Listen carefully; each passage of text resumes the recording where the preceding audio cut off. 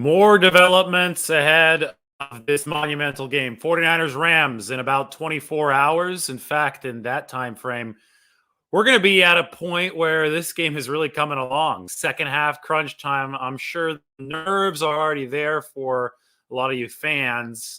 I'm sure they're going to be even bigger in exactly 24 hours because it is 3:50 p.m. So 1:25 p.m. game will be over 2 hours into this. It will be the second half. You'll be bored with the Saints and the Falcons. The Rams fans will be scored watch Cardinals and the Seahawks. It's going to be a whole lot of fun. And who knows who's going to be playing quarterback at this very time, 3:51 p.m., 24 hours from now. I do know that there was no Nate Sudfeld activation today. So that means that Jimmy Garoppolo and Trey Lance are the two quarterbacks at the 49ers' disposal for the game against the Rams. That means that Garoppolo is the presumed starter of many on the outside, but not the official one. A lot of people are speaking of this as if it's cold, hard fact, but we have to be careful about what we treat as cold, hard fact and what is just presumed speculation. I will say that Garoppolo is the likely starter since he's healthy enough and since Shanahan probably wants a veteran playing in this game. But given the situation, given all the unusual circumstances of this week and what the 49ers have broadcast and how they've practiced, it's clear that everything is on the table. All hands are on deck. This is game 17. It has a ring to it, right? Like game 7. Everybody's got to be ready, including at that quarterback position. And all we know is that Garoppolo and Lance are the two eligible quarterbacks to play for the 49ers. And we also know that the 49ers have prepared to play both Garoppolo and Lance this week. So that is, the theme of this. Make sure to check it out on The Athletic. I realize that in a lot of these videos, I haven't been as interactive as I usually am just because there's been a lot of information to get out. And we've been a little bit more formulaic, but I wanted to open this up to a question and answer session so I could actually get to some of your questions about this quarterback situation, tailor it to what the fans want. So make sure you subscribe. Make sure you get your questions in here on YouTube. This is from the hotel room in LA. So this is going to be my last video of the night pending, breaking news. If there's something crazy that comes out tonight, I'll record another one, but I do want to get out to dinner. I do want to get a couple drinks here in LA, maybe head down to Manhattan Beach. I'm not too far from there, and we'll figure that all out. But we do want to answer questions on the channel. I want to make this as interactive as possible. So please put a couple question marks on your question because these chats move quickly, and I want to make sure that you're not just arguing with somebody else in the chat section. So I am able to more easily identify the questions if there are a couple question marks there. And if there's nothing about the quarterback position, then I'll answer questions about other positions, such as this.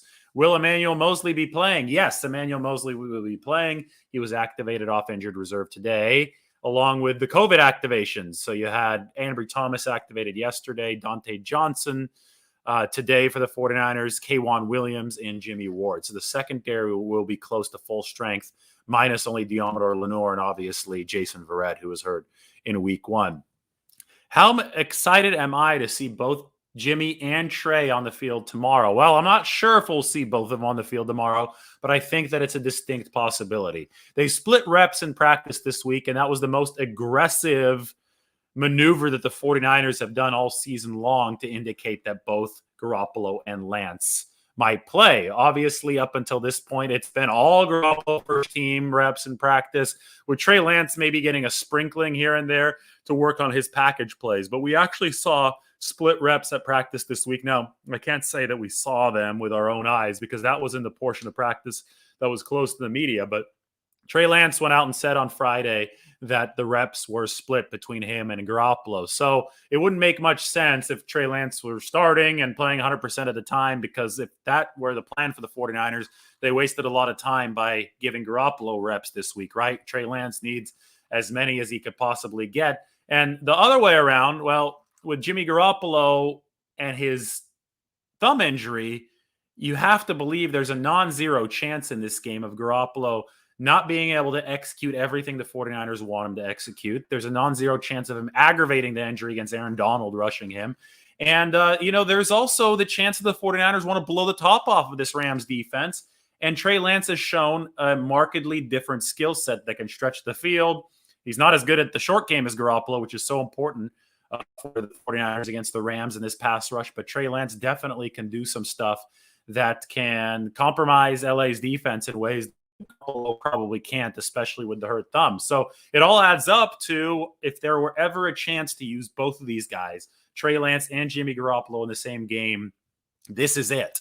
With all hands having to be on deck and with that very unique set of circumstances, I think this might be it. So I'm not sure that both of them are going to be out there, but I'm putting the puzzle pieces together, and I think that it is very, very possible. More questions. Do I think that the 2-quarterback system will work against the Rams? Well, again, I'm not reporting that the 49ers are going to actually use a 2-quarterback system. I do think that they might have to by necessity. Now, Kyle Shanahan was flirting with this in the preseason. I mean, he was flirting with this back when before he drafted Trey Lance. Back when he scouted Justin Fields at his pro day, Kyle Shanahan flew back to the Bay Area on the private jet. John Lynch was sitting with him, and John Lynch has told the story. Kyle Shanahan was on his iPad on the way home from Justin Fields' pro day, drawing up plays for Trey Lance. Now, we know now, in retrospect, that he was also planning to keep Jimmy Garoppolo. So Kyle Shanahan has long envisioned a system in which he can get different contributions from different skill sets at every position, including quarterback. So this is not anything new for the 49ers. In fact, they tried it a little bit in the preseason. They dabbled in it in the regular season, but then injuries to Garoppolo and Lance meant that neither was simultaneously healthy for a long stretch of the season. And then Shanahan just got more comfortable calling plays for one guy, and Garoppolo was already in rhythm by then. But the circumstances have changed now due to Garoppolo. He won't be 100%, and due to the fact that Trey Lance has progressed over the course of the past 3 months, ever since we saw him in week 5 to week 17 against the Houston Texans. Obviously, Lance was a better quarterback from the pocket, and that gives the 49ers more options. And the 49ers are in this for the option power, hence the title of my article. The 49ers have been building QB option power. Now they're using it. This has been a several months process for the 49ers, and now, at the very least, they've gotten the Rams to prepare for both quarterbacks. Whether or not they both play, whether or not Kyle Shanahan uses a 2-quarterback system, that might be something even he doesn't know, because Jimmy Garoppolo is set to return early from an injury that normally lasts 4 to 6 weeks. It's a torn ligament in his right thumb. So the 49ers might be just treading some water, testing the water with Jimmy Garoppolo. And if that water's too choppy, if he's not able to make some of those throws early in this game, they might have to go right to Trey Lance to take them the rest of the way. Or they have an idea of what Garoppolo will be able to handle and what he can't handle, and they want him to give him a stable start to this game, and they know that his short passing game is what can neutralize that Rams pass rush, kind of soften it up before Trey Lance comes in. In that case, they would use 2 quarterbacks. But I don't think that anybody is quite sure where the health situation is, and that's even inside the 49ers building, because Garoppolo can do, some stuff in practice, but that's one thing, especially late in the season when these practices are at walk-through speed. But in a game, the speed is a whole lot different. The hits come a whole lot faster. That thumb may be a little bit more compromised against the pass rush, and also the windows are tighter. I mean, he's going to have to be throwing at the tighter windows, putting more strain on that thumb with every single throw. So this is why option power is so powerful for the 49ers, because you enter the heat of battle not really knowing how the battle is going to go. Therefore, you have both Garoppolo and Lance active for the game tomorrow, and you could cross every subsequent decision bridge when you get to it. There's no reason to make a decision sooner than you absolutely have to. Yes, I did just see Jerick McKinnon score for the Chiefs today. That game is probably about to enter the 4th quarter. I'm going to put it on for the end of the game here in a second. I was just eating down at the hotel bar, got a burger because I just flew in. I did the Jimmy Ward, K'Wan Williams video as soon as I got to the hotel. I was starving, so I went down and ate.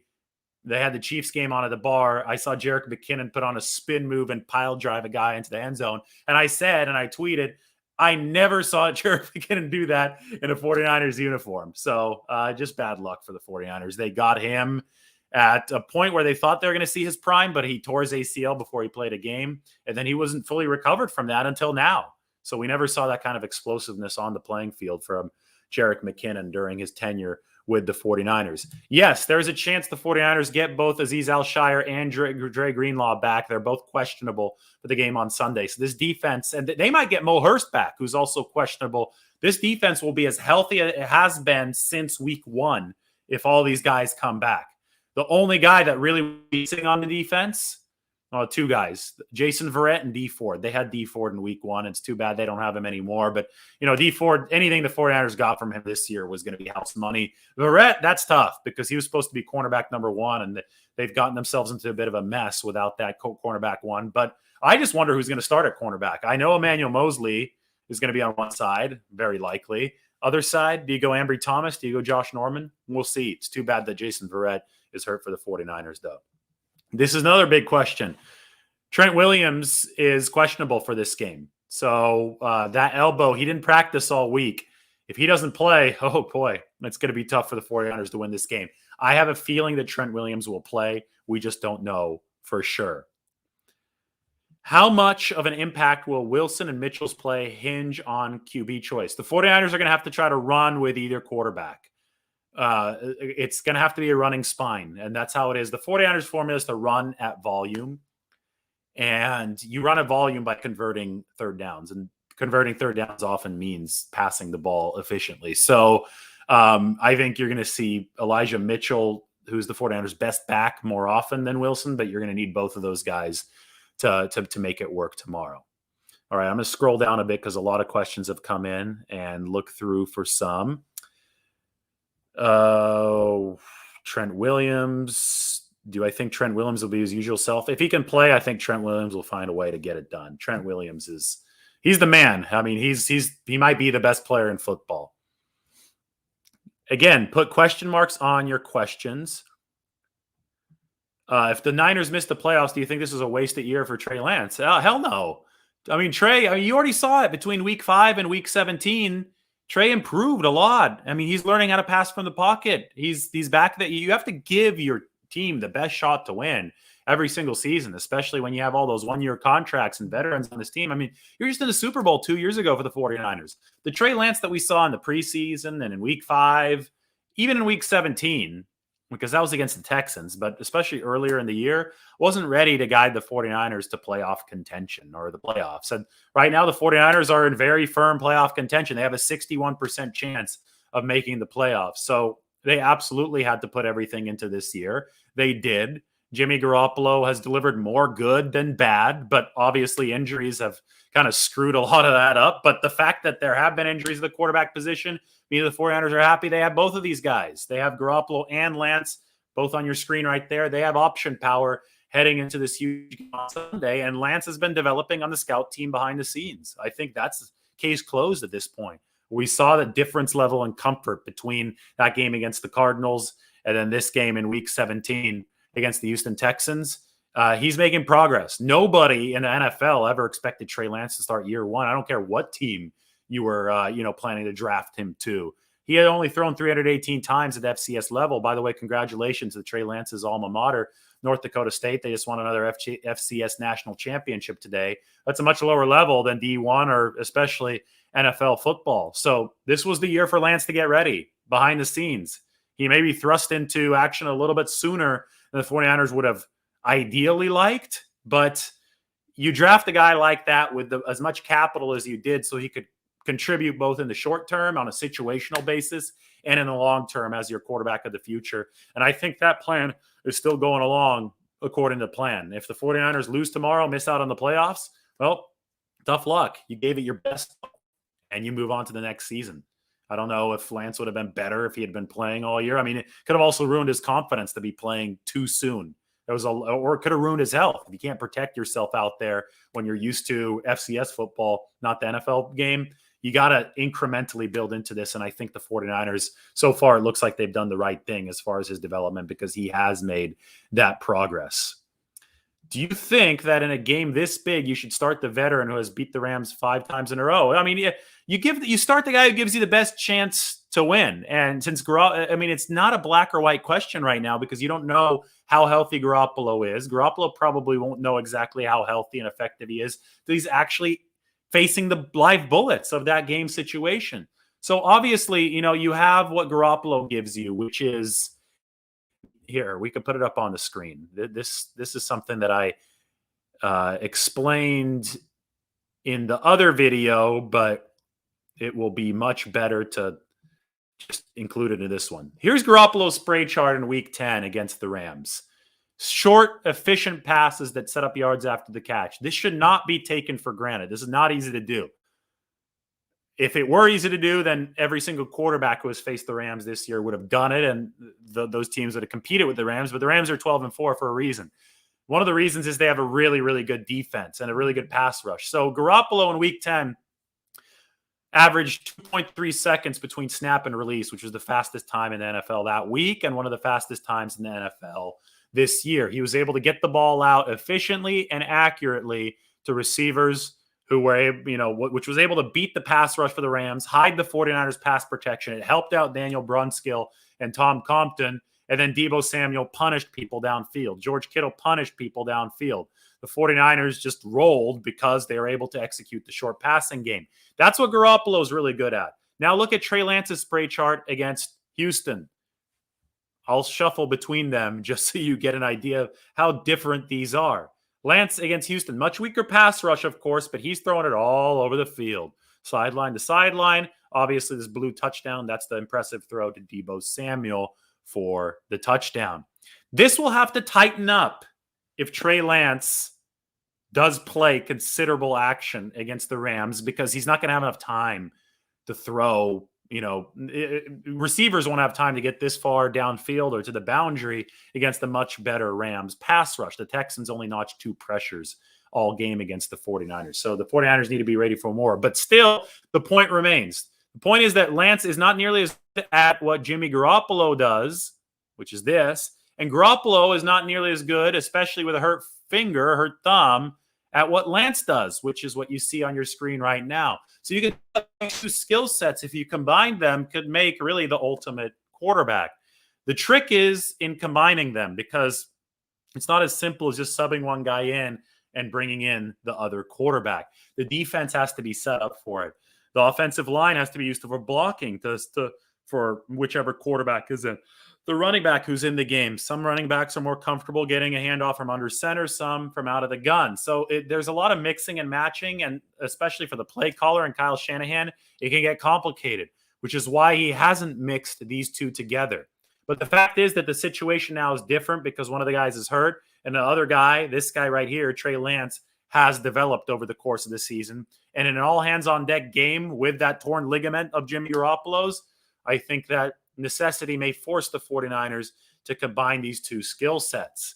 Now, this one right here, this is your bread and butter. If you can't complete the short passing game to set up yards after the catch, you're not going to beat the Rams. So even if the 49ers have to go to Trey Lance because Garoppolo's too badly hurt, can't make it through the game tomorrow, Lance is going to have to be able to deliver some of this. I think that against the Houston Texans, the alarming misses for Lance were the one to use check earlier in the game in the flat, and then a play on which he actually did hit Trent Sherfield. It was impressive. He was rolling out to the naked side, but against the Rams, he's not going to be able to get to that Sherfield read. He's going to have to hit and not miss George Kittle on the short pass in the flat to set up yards after the catch. So important to do that if you're Trey Lance. So everybody can be wowed by the big throws and the deep ball and the air yards and this and that, but it's the fundamental short game that wins in the National Football League. And Trey Lance is still developing that. He's still getting his footwork underneath him. I mean, we have a lot of views already. I'm sure most of you have watched my video interview, 70 minutes, over an hour long with Jeff Garcia. And I asked him, why does Trey Lance excel seemingly, especially when he gets into a rhythm with a lot of these deep throws and these throws to the boundary, but while he struggles with some of the gimmies that Kyle Shanahan gives him? And Jeff's answer was, it's all in the footwork. It's all in the consistency. And that's what Lance is trying to develop, the consistency of the footwork, so he can get his base in there and so he could consistently hit guys like Kyle Juszczyk out of the backfield so that he sets them up for yards after the catch, so that Juszczyk doesn't just stumble right after he makes that catch, so he can get those 5 extra yards to set the 49ers up with 2nd and 4 versus 3rd and 8. There's a huge difference between 2nd and 4 and 3rd and 8, and it often goes back to quarterback's accuracy on short throws. So that's why I do think that Shanahan wants Garoppolo to play as much as possible. But again, we don't know because it may not be possible. So it's just one of those wait and see things. And I'm sure that Shanahan's doing all he can to coach up Lance and possibly play him because, I mean, you see what Lance can give you here comparatively to Jimmy Garoppolo. All right, let's go to some more questions. What do you guys have? Thanks for the tip. Let's see. Right here. Eagles lose. SF gets in because of head-to-head with Eagles. No, thank you, by the way, for the $2 there. That's awesome. I could. It's going to go a long way. I love this little super tip thing. It's pretty neat. So thanks to Joe. The Eagles have nothing to do with the 49ers. The Eagles game has nothing to do with the 49ers' chances to make the playoffs. The Eagles game may impact the 49ers seeding. For the 49ers, it's as simple as beat the Rams that you're in or the Saints Falcons you're in. That's it.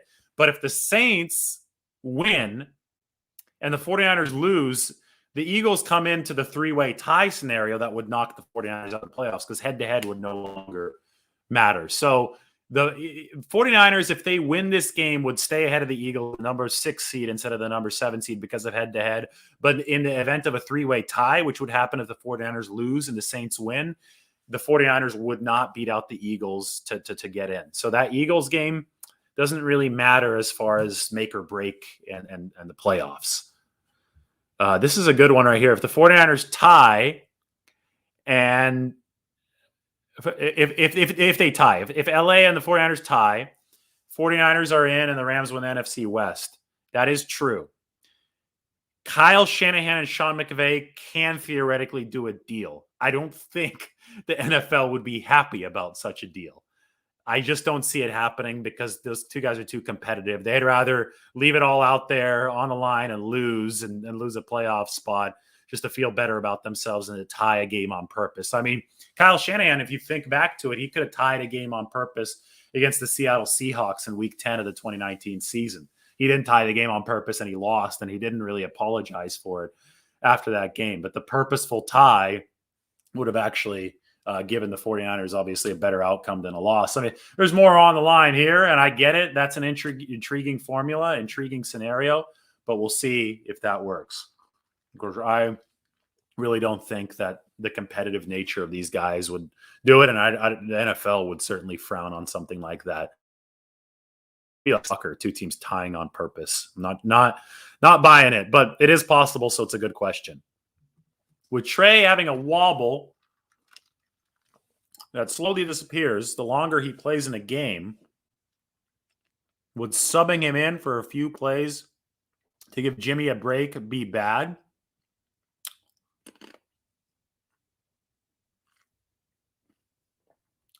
Well, you got to hope that Trey Lance's time last week has allowed him to be able to deliver more efficiently cold turkey than he did against the Houston Texans. It took Trey Lance a while to get out of the gate against the Texans. That wobble was there early on. Then he found his rhythm. So you have to hope that you've knocked the rust off against the Texans. And then, all these questions get really specific, but I think the point, and this is why I put this in my article as the title, Option Power. The point is that in the heat of battle, you don't have time for specific pregame questions and answers. Everybody has a plan until they get punched in the face. That's what Mike Tyson said. And that's kind of going to be the case for the 49ers in this game.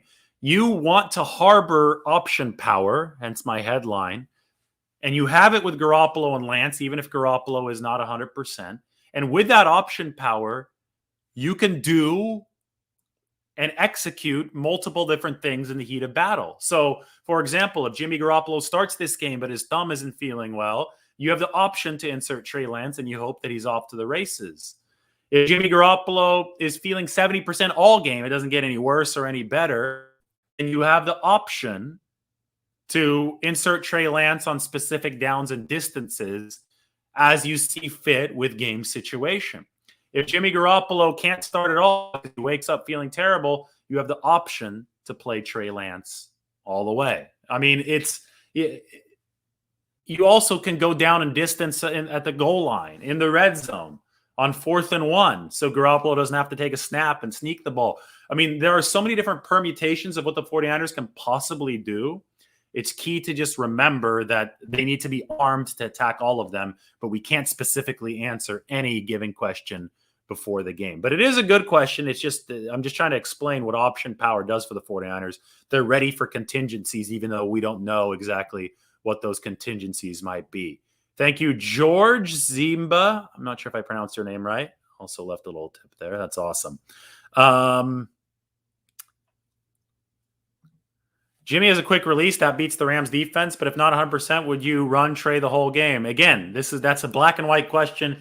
This is not a black and white scenario. This is a situation where Garoppolo at 80% health might be able to make 100% of the throws the 49ers need to execute their game plan. Or he can make 90% of the throws, and for the rest, the other 10%, maybe Trey Lance comes into the game. There's just accept the fact that there's gray area, guys.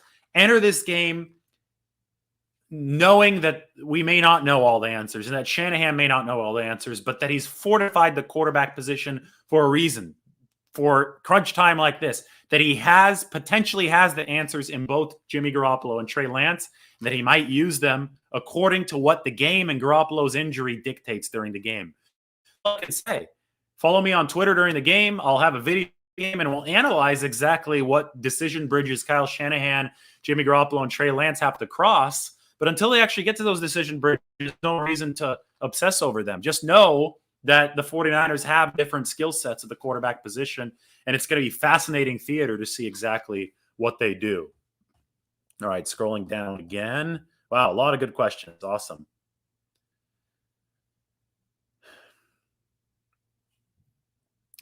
Garoppolo actually has improved. I don't agree with this narrative. He showed up. We didn't know anything about Jimmy Garoppolo really when he came from the Patriots, right? And the 49ers ran a quick trial on him over those 5 games, and he played some really good football, really efficient football those 5 games of the 2017 season. But he also had a high interception rate. It was like 2.7%, even though he's so efficient. So the good stuff outweighed the bad. But then he tore his ACL in 2018, so that was a wash. So then we go to 2019, and Garoppolo actually put together a lower interception rate, but it was still above average. But he put together an efficient year, but he wasn't as efficient as he was in 2017. So in a way, you could say he regressed a bit as a quarterback, but he progressed within Shanahan's system in 2019. 49ers made it to the Super Bowl, so it was a good year. 2020, Garoppolo was hurt. It was a rough year. He actually really did regress. And then through the first few games, up through week 7, through that rain game in Indianapolis, Garoppolo really slid. I mean, the numbers were even worse than 2020. And you would agree with what you said, Alex, at that point of the season.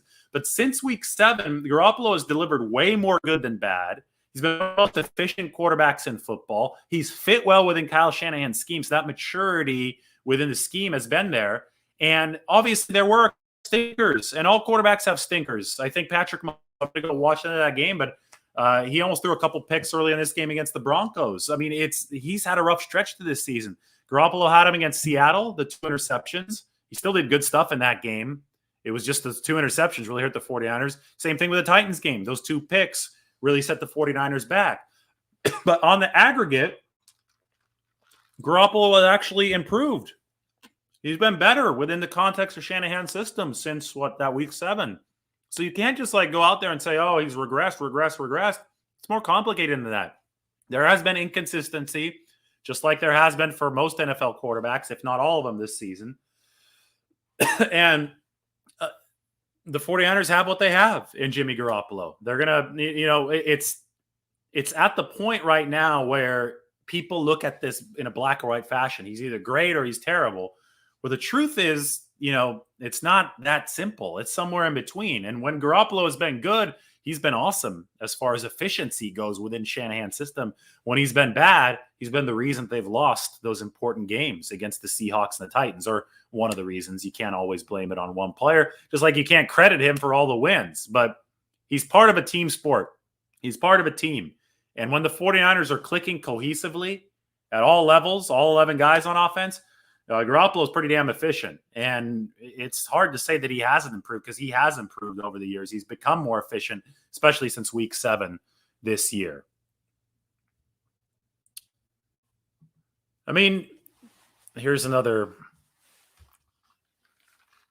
Any hurt quarterback you worry about, but a healthy Garoppolo has also delivered some damaging mistakes for the 49ers this year. But a healthy Garoppolo has also won them some games this year.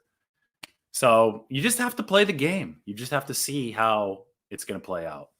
We'll see. There's going to be a lot of chances to package this all and analyze what happened. It's been such a roller coaster ride when this is all said and done, but we're not at that spot yet. And tomorrow is going to be a big chapter in this longer novel. All right, guys, I'm getting a little bit tired. I think 30 minutes has been good. Johnny Castillo asked the question, are you ready for these fans to blame Jimmy for losing a playoff berth? My fellow fans are hard-headed, shaking my head. I mean, I really honestly don't care for what the fans say or don't say. I could just tell it how it is. And we have a lot of irrationality on Twitter.